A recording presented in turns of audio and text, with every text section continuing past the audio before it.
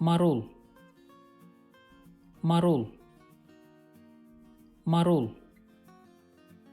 Salata için marul al. Salata için marul al. Salata için marul al. Marul yemeyi seviyorum. Marul yemeyi seviyorum. Marul yemeyi seviyorum.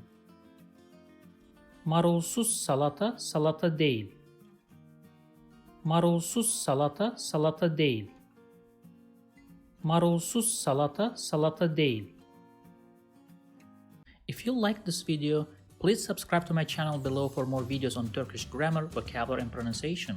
Also, if you think this video can benefit somebody else, please share it with them. Last, if you have any comment or request, please provide your feedback in the comment section below and I'll do my best to respond as soon as possible.